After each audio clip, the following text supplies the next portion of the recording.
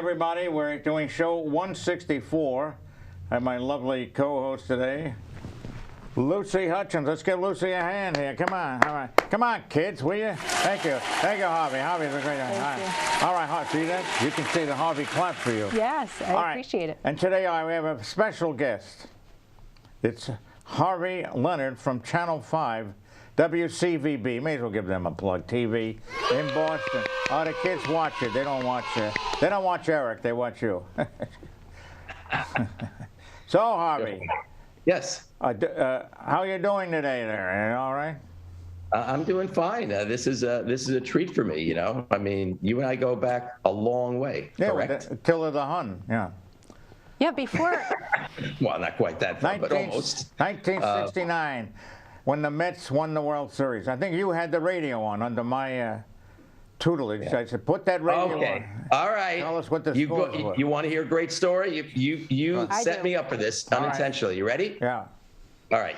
So, Ed, like you, I grew up in New York, correct? Yeah, I was in Queens. You were in the Bronx. That is correct. And so I have to tell you this story. It says in 1956. I'm in third grade. I don't remember that. My teacher, all right, listen, my teacher is Mrs. Bogan, all right?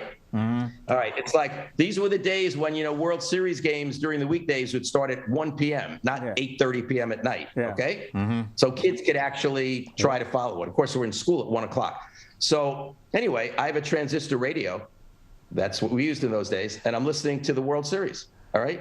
It's the Brooklyn Dodgers against the New York Yankees. Yes. And the teacher, Mrs. Bogan, says, Harvey, what are you doing? And I said, I'm listening to the World Series. She goes, why? I said, because I'm a Brooklyn Dodger fan. And she paused and she said, let me ask you a question. Do you think any of the Brooklyn Dodgers care about you? Yeah. Oh. Well, miserable. No, I'm not kidding. So she said, and I paused for a minute. I thought about it and I said, probably not. But I'm still a Brooklyn Dodger fan. And I kept listening to the ball game. That's true. Wow. Miserable teacher. Wow. All right. Now, were you in that class too? Tell me how you guys met. I'm not in that. No. He was in an oceanography lab back in the fall of '69. Okay. Correct. And that's right. He was in there. That's right. I was the student, and Ed was the instructor. That's right.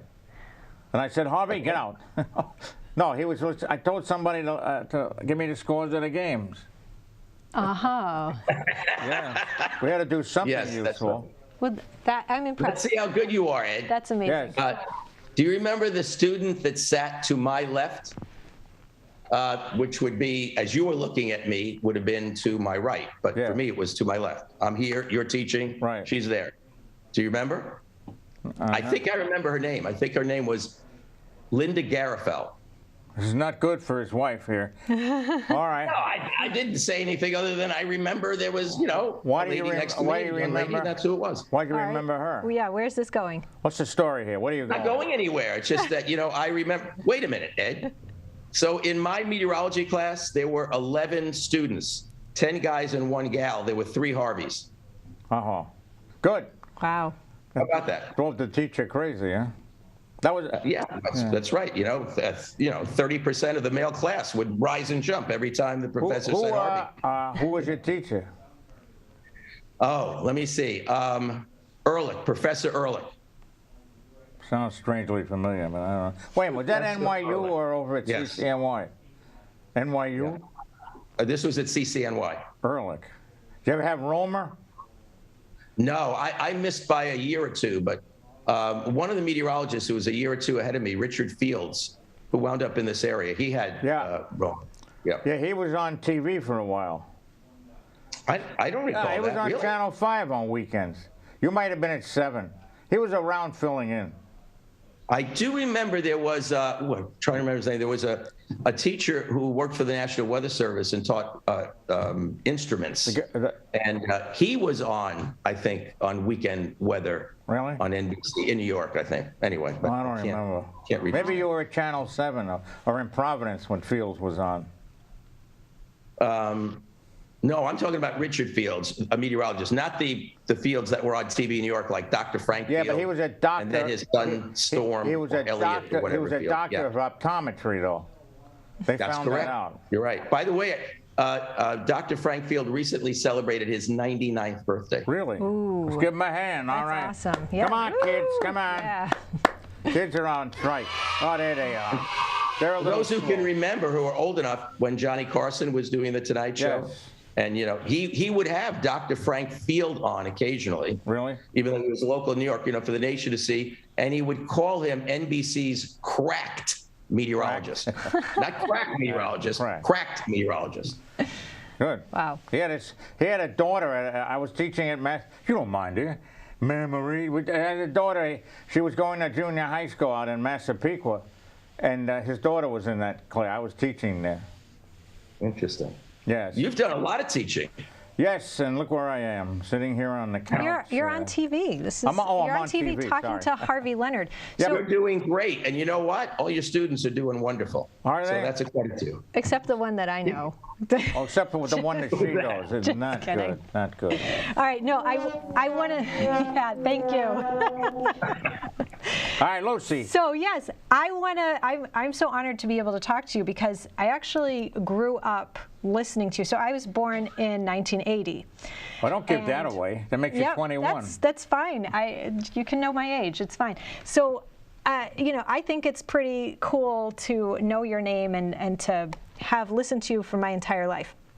But I want to read your bio so that anybody listening, if you guys don't know who Harvey Leonard is, then you obviously don't live in this area. Don't the people in Kansas City know who he is? I mean, seriously, everybody should know who Harvey Leonard is. But I'm going to tell you guys who he is anyways. So, chief meteorologist for WCVB Channel 5 right now. In Boston. I'm sorry? In Boston. In Boston. Boston, yes. Harvey celebrates 50 years as a meteorologist. That's a really long time. And has spent more than 46 years forecasting weather in New England. He joined WCVB in 2002 as Storm Team 5's co-chief meteorologist with his longtime friend Dick Albert, who retired in 2009. Prior to joining WCVB, Harvey served as chief meteorologist for Boston's WHDH for 25 years. Channel 7 at that time. Well, it's still Channel 7, but. He also served as chief meteorologist in WPRI in Providence, Rhode Island. Harvey began his forecasting career at Universal Weather Services Incorporated. And then you have like a ton of awards. Yeah, you shouldn't bore people, Lucy. Yeah, really, no, really, it's kind. But I was seriously very impressed with, tons of awards. But so I said I grew up listening to you, and I know that you went to school in New York. You guys were just talking about that. My question is, so what brought you to Boston then? How did you end up landing that first job in Boston? Okay, well, the first one, television, was not Boston. It was actually Providence. Because I was chief meteorologist at WPRI TV in Providence for 3 years, from 1974 to 1977.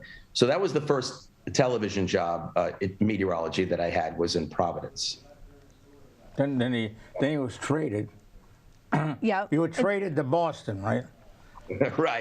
Right, for an undisclosed amount of cash because the cash was too low to be revealed. And a broken bat. That's what it's like.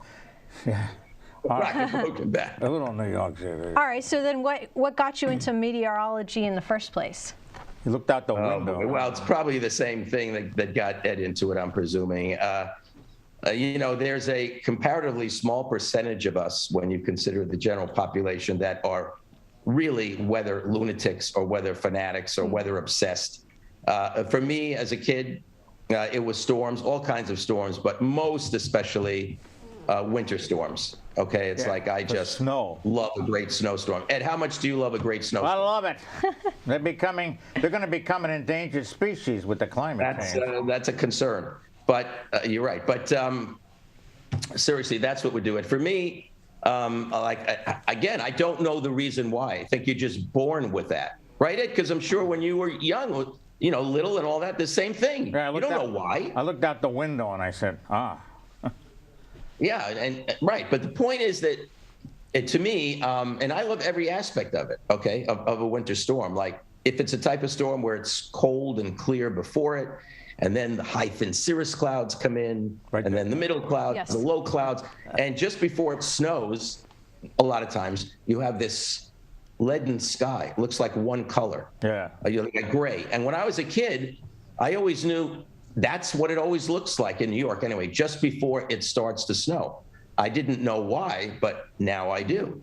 The reason is, it looks like one cloud, is because when you're looking up, okay, it's actually already snowing, but evaporating before reaching the ground. So the snow a few thousand feet up is obscuring the clouds that are above it. So it just looks like one cloud. And then as the atmosphere gets more saturated, lower and lower down, eventually it starts snowing and reaching the ground.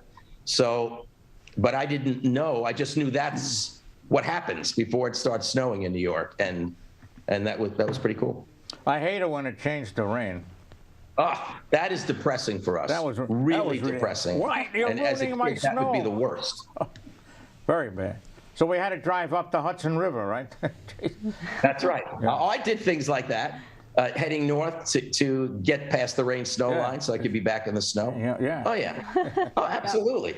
Absolutely. One time I remember, oh gosh, in Providence, I think it was actually New Year's Eve. Nobody else would ever do this on New Year's Eve. So I had to work. I was scheduled to work, and I was married at the time. And it's New Year's Eve. So I think for the 11 o'clock news, my wife Lorraine was there, and I had forecasted to snow, and it wasn't snowing yet, and I was getting very upset about it, and I knew the snow had to be nearby just to our south. So got off the air at 11:30. We're getting close to midnight, New Year's Eve. And what did I say to Lorraine? We are driving until we get into the snow. Yeah, you got to see it. Driving south on I-95, and finally around Cranston, Rhode Island, it was snowing. And then I said, okay, now we can turn to a regular New Year's Eve again. Which was sitting at home. You're not normal people, okay, by admission. Right. All right? Yes. Never admit that. So what's... It's obvious. Yeah. What would be your most exciting weather event that you have reported on? I mean, it's one that's, almost as old as we are, Ed. No, not quite, but it would have to be the blizzard of '78. You weren't even hatched yet. You weren't born yet. I was not born yet. I know. You only know about this from your parents and grandparents, and and I so missed out. It was over the top of the chute on the snowblower. Yeah, I've seen amazing pictures. Absolutely. 128 and all the abandoned cars. So where? It's a phenomenal storm, and it was very interesting. Ed can appreciate some of this. So that was my first winter forecasting in Boston. I did have 3, as I said, in Providence before. And I think that I was very fortunate in this sense, in that, in my career, with most people who wind up in the television part of meteorology, they normally have to do a fair amount of relocating, because that's kind of what happens in television a lot. But I've been very lucky. All I did was grew up in New York, and then when it came to television meteorology, just went right up I-95, stopped in Providence for 3 years, continued on 95, got to Boston, and I've been lucky enough to be here ever since. So it's a much more simple geographical story than most. But with the blizzard of '78, the point is that, even if you're in New York, you're Providence, you're Boston, you're familiar, especially if you're into it, with Northeast snowstorms. Mm-hmm. So it's kind of like, doesn't mean I get everything perfect. Nobody does. But it's kind of my wheelhouse if I have a wheelhouse. And on top of that, I was only, a couple of years out of graduate school at NYU. And there was a great professor there, Vinnie Cardone.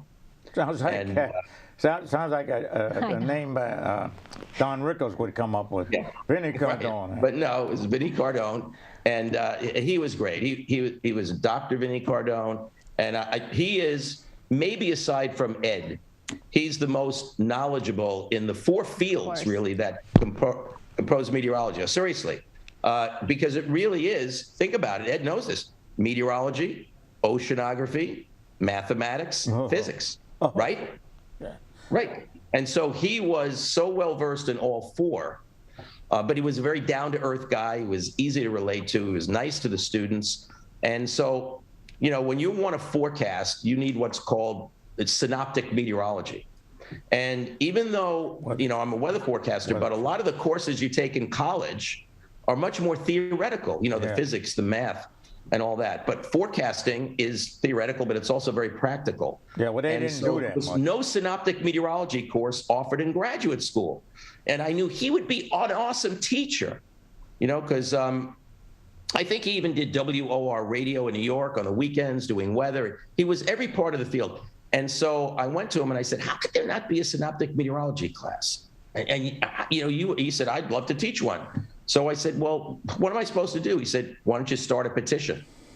So I started a petition amongst the graduate students. I got 9 signatures. He taught the class. And I learned so much in that class. And some of it, I'm telling you, helped me with like the blizzard of 78. And, because in those days, as Ed knows, we had computer models then too, but you had to much more often than today make great leaps from what those models were literally saying. Yeah. And so you might have some big scores like I did with the blizzard of 78. But you also are going to have some big busts, in forecasts more so than today. Right? Ed, you know that, correct? They got a lot of models now. I mean, they got... What drives me, what's insane is all these models for hurricanes. They have the spaghetti plot. My God, they're all over the place. Then you pick, they're banding here.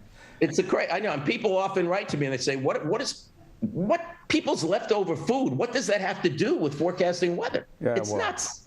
But but we do use them because it's different models showing the different paths. All the different forecast paths. Then you see where they sort of have the same idea. Yeah, I was definitely wondering, like, the difference between what you guys were using to forecast for the blizzard of 78 versus today in 2022. Like, how have you seen that change over so many years, 50 years? Yeah, well, really, and I think Ed would agree with me, that's thanks to the PhDs in the field, right? Because they're the ones who really have to know the math and physics because, they're doing the modeling and it's complicated. I mean, the atmosphere is complicated. The general circulation in the atmosphere, one of the most complicated things on the planet, right? Yeah. And then it's got to interact with the oceans and land and everything. Weather's 4-dimensional, right? It's width, height, right? It's everything, and it's all over time. Time is another dimension. So it's very challenging. And first of all, we have weather satellites now that can remotely observe like sea surface temperatures. We didn't have that decades ago, and so the Earth is 70% water. If you don't know what's going on in the oceans, how can you expect any model to come up with a solution that's going to work? So with better initial data going into the models, and then if you look at our computer processing power compared to, decades ago, it's so much faster. So models could be run more frequently. And now we've gotten into what we call meso modeling, where it may be, when you're talking about things like thunderstorms, small scale, they're big storms, but in localized areas. So you need, more regional and local modeling to get those things, and that's come along also. So it's really come along a long way. But I always contend this: it still would be very difficult to do the following. All right, to get on the air, let's say 6 o'clock on a Wednesday, and say tomorrow, Thursday, they're going to be thunderstorms in the late afternoon. They're going to really be strong around the Berkshires. They'll still be pretty strong around Worcester, and they'll probably fall apart as they get to the coast around Boston. Okay, but what about somebody who has their daughter or son is graduating and they're having a party, in their backyard at 8 o'clock, and they're in Brookline? Now, wait a minute. Does that fall apart in Wellesley? Does that fall apart in Newton? Where does it fall apart? And even if you know the general idea, because it's going to head toward the coast and it's cooler and it weakens the thunderstorms, the specifics that they need, you might not be able to provide even 24 hours ahead of time. Think about that. Right. Oh, yeah. No, I think it's hilarious to think back when I was a kid and we got the weather in the Sunday paper and then or on the news, right? But then today we expect it not only hour by hour, but out 10 to 14 days. We want to know in 2 weeks, what's the weather going to be for that party? Yeah, well, good luck. Right. I mean. Right. I mean, it's funny, and we, excuse me, kid around about that. But, remember, before, there are a few 10-day forecasts around, but certainly 7-day forecasts are popular. Before that, 5-day forecasts were popular. And if you go back several decades, 3 or 4, whatever, you wouldn't dare do a 5-day forecast. It would be maybe tonight, tomorrow, and the next day. But they get changed every day. Right, and of course it can. But, and I remember, at the time when we first started doing 7-day forecasts, I was saying, this is ridiculous because this is like a guess. I don't want to do that. I want to do something that has a better chance of being correct, and the TV news managements would say, yeah, people kind of know it's probably going to change, but it's like they want to know, well, how does it look so far, Right. But you have to remember, there's some people that might watch on a Monday, okay? And people have busy lives. They don't necessarily watch every day. So they watch on Monday, and they see you forecasting, possibly rain on Sunday. And then maybe by Tuesday, Wednesday, Thursday, Friday, Saturday, you changed it. You took it out of there because you realized, no, it's not going to happen that way. And then somebody says, I watched you last Monday. You said it was going to rain on Sunday. You were wrong. You're an idiot. Okay? Well, it's like you're going to hold them to 6-7 days out. I mean, that's one of the reasons why you're on frequently, to update and change and things. But, people have busy lives. They can't watch every day necessarily. So. Right. Some of these models with the GFS, what is that, Global Forecast System? Yeah, right, exactly. Yeah, yes. 16 days it goes out, right? Yes, it does. But it's true. To me, when you get later in, it becomes science fiction. Yeah, I don't unless you see a definite pattern that's coming up with that stalling. Right. Well, that's the old thing. Like you can have a computer model or whatever, but if a butterfly flaps its wings in Africa, that might alter. You know what I mean? Well, right. So yeah, of course, it's true. But but I'll tell you, but there has been excellent progress overall in trends and things like that. We're often able to pick it out, certainly farther than we used to. How many days does the euro go out? The euro, I think, is 360. So I think it's like 15 days, at least what we see. I mean, they're different. They run even longer, but some of it is, proprietary, whatever. But I mean, seasonal forecasters and climate modelers, they're going to look at things even longer than that. But, remember, as Ed knows, of course, climate and weather are different. I mean, weather is what you're looking outside and you see and day to day. And of course, climate is the average of weather over, of course, a much more significant period of time. So making a weather forecast and a climate forecast, it's not a direct same thing. If the forecast is that we're going to be, warmer 10 years from now than we are now, we're not making a specific forecast for July 3rd, 2032. Oh, that's not what you're doing. The sun will come up. The sun will come up, and there'll be some clouds, some cumulus clouds. I was just going to say that. I wanted to sing the song. You want to sing a song? Yeah, Harvey and I are going to sing a song together. No. Yay! The kids will enjoy it. Well, why did they change normal to average when they were talking about what the heck was that all about?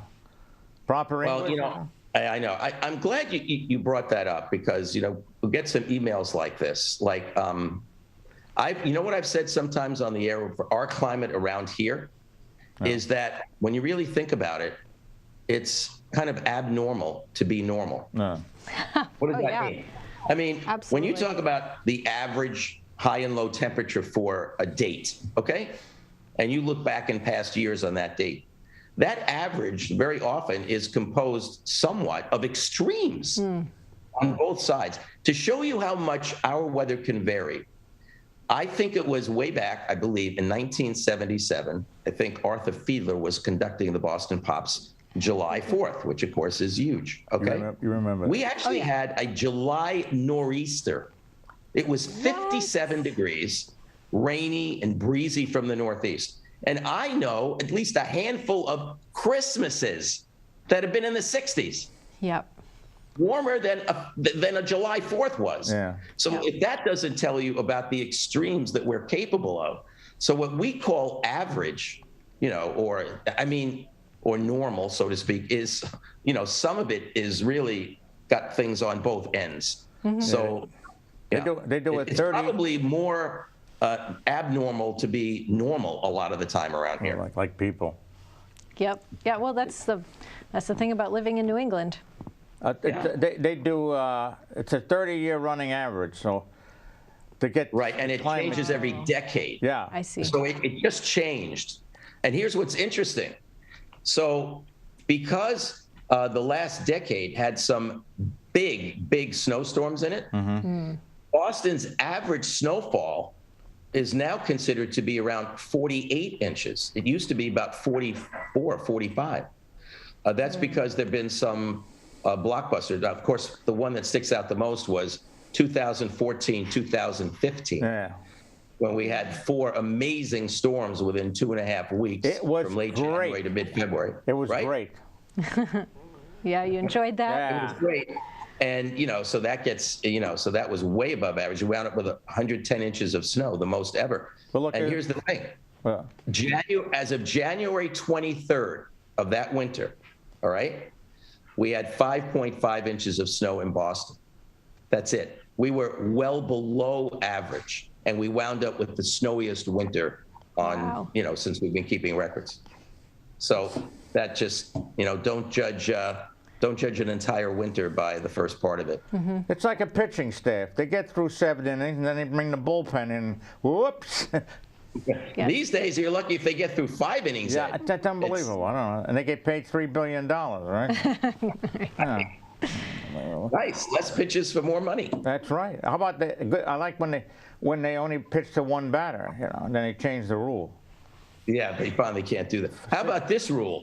Lucy, do you like baseball at all? Yeah, I haven't really followed much. This is a baseball. Yeah. So to me, so this new rule that started last year, so if the game is tied after 9 innings, goes into extra innings, because sometimes those games would go on and on, which is too long for the fans, but also you go through all your pitchers.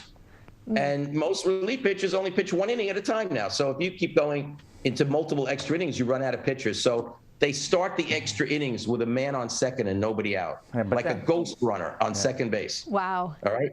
To me, that's not baseball. That's nonsense. It's too bad. You don't want to. Then use some infielder or outfielder to come in and throw the ball. Right. Anyway. So, Harvey, we only have a minute left. Yeah, where can people find you if they wanted to connect with you or follow you? Sure. Give them your home address. Harvey WCVB. Wait a minute. What was that? W what? Harvey Leonard. At Harvey WCVB. That's for Twitter. And my email at work is hleonard, Leonard, at Hearst, HEARST.com. That's Hearst, not Hearst. Right. Correct. He's out there laying flat. Difference. Cool. I'm taking a cloud observation. So we can tune in and we can watch you and listen to he's only Monday through Wednesday, right? Right. That's right. Monday through Wednesday. Currently, the winters I've been working, a little bit more, and but that's been my schedule most recently. Yes. Okay. Well, I want to thank you for coming on, and I like the hairpiece you're wearing. It's very nice. Well, it's not easy. Passed on that as you did. Look at the money we save. Yeah. Thank you so much. But it's great. It doesn't really take that long to comb our hair in the morning, right, Ed? No, it's already made. Can you stay on after we go off? Yes, I certainly can. And I want to thank you for inviting me and having me. And Ed, I know you a long time, but it was a pleasure. But Lucy, it was a real pleasure. Yeah, well, she's better looking than I am. So what the hell? All right, bye-bye. And she's only 42, right? Oh, sorry. All right, we'll see you again next time. All right, thanks, guys. Hold on. Ed Sullivan is dead, but Cohen isn't. And when it comes to weather, Cohen's smart. As New York as you get, his money's on the Mets, which goes to show that Ed's a Joe who always bets his heart. You'll hear a slick review or two from Nicky, and Cantor Something Berg will sing some song. There's weather news and shtick, enough to make you sick. You'll be glad you came along.